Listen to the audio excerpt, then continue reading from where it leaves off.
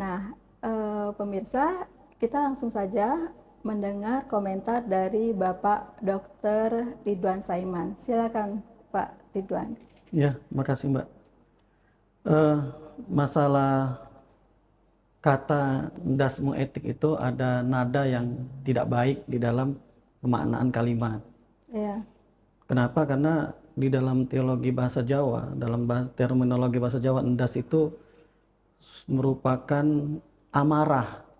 Amarah dari seseorang, seolah-olah kalau kita kaitkan endas etik itu, seolah-olah tidak mementingkan suatu etik di dalam suatu, kalau konsepnya kepala negara dalam bernegara, seperti itu. iya, Etika ini sangat penting sekali, karena ya etika itu akan menentukan sifat baik buruk seseorang dari etik. Itulah setiap profesi, setiap tingkah laku manusia itu dinilai dengan etik, yang ujungnya adalah kepada moral. Nah, moral inilah yang akan mencerminkan kalau kita mau menjadi satu produk hukum, dari tingkah laku moral kita inilah diatur menjadi norma, seperti itu kan. Nah, kalau sudah etiknya tidak baik, saya khawatir produk-produk yang akan diterbitkan oleh seorang pemimpin ini akan tidak baik, karena etiknya tidak baik. Karena etiknya yang mendasari suatu nilai, yang nilai itulah yang akan menjadi suatu norma, yang tentunya norma kalau di hierarki perundang-undangan adalah ya undang-undang, akan jadi terbit suatu undang-undang.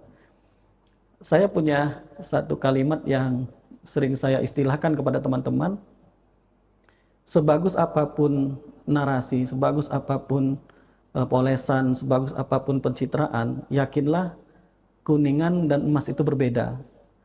Sebagus apapun tempat, sebagus apapun pencitraan, kalau dia itu kuningan, perlahan akan terkikis.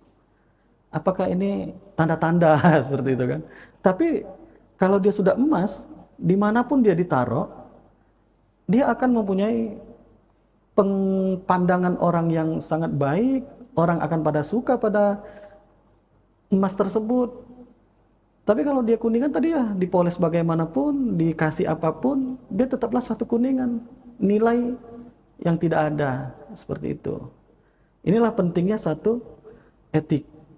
Nah, bahkan sedang viral sekarang disandingkan antara 2019 yang lalu, kata-kata endas ini ada juga gitu, endas 5% gitu kan. Artinya kalimat-kalimat yang sifatnya kalau saya menilainya satu keamarahan itu berulang-ulang. Saya khawatir ini menjadi suatu sikap tindak keseharian. Karena jujur saya tidak dekat sama Pak Prabowo, jadi saya tidak tahu keseharian seperti apa. Tapi ada video yang menampilkan di Instagram yang saya lihat itu, dibandingkan antara tahun 2019 pada saat beliau kampanye dengan tahun 2023 sekarang ini, pada saat sepertinya ada acara konsolidasi internal partai gitu ya. Kata-kata endas ini terulang lagi.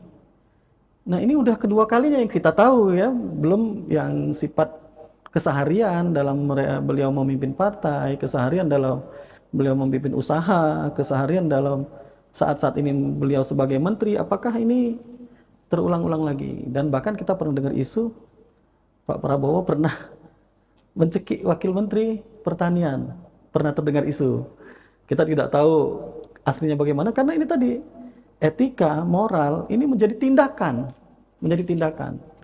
Itulah saya pribadi khawatir kalau tipikal calon pemimpin kapasitas negara kita seperti ini.